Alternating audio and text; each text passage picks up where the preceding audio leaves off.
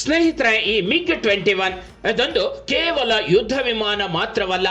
ಅದನ್ನ ಭಾರತೀಯ ವಾಯುಪಡೆಯ ಸಾಮ್ರಾಟ ಅನ್ಬೇಕು, ಉಸಿರು ಅನ್ಬೇಕು, ಭಾರತದ ಗರ್ವ ಅನ್ಬೇಕು, ಶತ್ರುಗಳ ಪಾಲಿನ ಯಮ ಅನ್ಬೇಕು, ಭಾರತದ ಶೌರ್ಯದ ಪ್ರತೀಕ ಅನ್ಬೇಕು.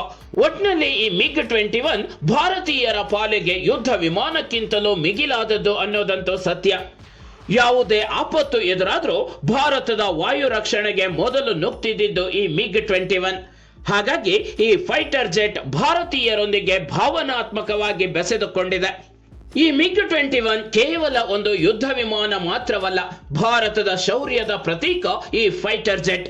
1963ರಲ್ಲಿ ಭಾರತದ ವಾಯುಪಡೆಯನ್ನು ಪ್ರವೇಶಿಸಿದ MiG-21ಗೆ ಮುಂದಿನ 2 ವರ್ಷಗಳಲ್ಲಿ ದೊಡ್ಡ ಪರೀಕ್ಷೆಯೊಂದು ಎದುರಾಯಿತು.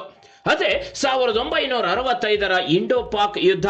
ಆಗಿನ್ನೂ ಭಾರತೀಯ ವಾಯುಪಡೆಗೆ ಹೊಸದಾಗಿದ್ದ MiG-21ನ ಪಾತ್ರ ಇಲ್ಲಿ ಸೀಮಿತವಾಗಿದ್ರೂ ಭವಿಷ್ಯದ ದೃಷ್ಟಿಯಿಂದ MiG ಪ್ರಮುಖವಾಗಿತ್ತು.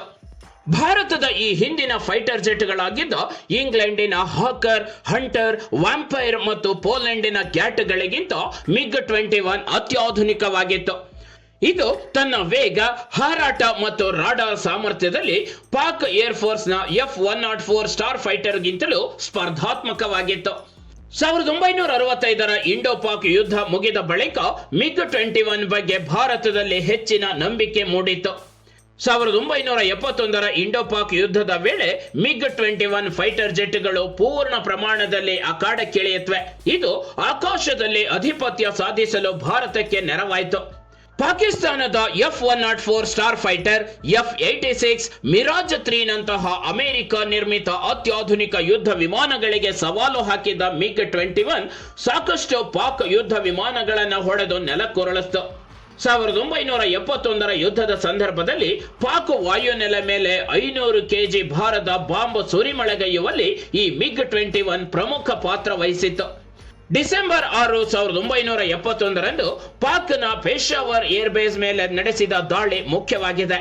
ಈ ದಾಳಿಯಲ್ಲಿ ಪಾಕ್ ಏರ್ಬೇಸ್ನ ರನ್ವೇಗಳು, ರಾಡರ್ಗಳು ಮತ್ತು ಫೈಟರ್ ಜೆಟ್ಗಳು ನಾಶವಾದವೆಂಬ ದಾಖಲೆಗಳಿವೆ. ಭಾರತೀಯ ಬಾಂಬರ್ಗಳಿಗೆ ಪ್ರೊಟೆಕ್ಷನ್ ನೀಡುವುದರ ಜೊತೆಗೆ ಶತ್ರು ವಿಮಾನಗಳನ್ನು ತಡೆ ಹಿಡಿಯುವಲ್ಲೂ ಪ್ರಮುಖ ಪಾತ್ರ ವಹಿಸಿತ್ತು ಈ MiG-21. ಪಾಕ್ ವಾಯುಪಡೆಗೆ ಸಿಡಿಲೊಬ್ಬರದ ಹೊಡೆತ ನೀಡಿತು ಈ ಭಾರತದ ಫೈಟರ್ ಜೆಟ್. ಸುಮಾರು 17 ಪಾಕ್ ಫೈಟರ್ ಜೆಟ್ಗಳು MiG-21 ವಿಮಾನಗಳ ಹೊಡೆತಕ್ಕೆ ಧರೆಗುರುಳಿದ್ವು.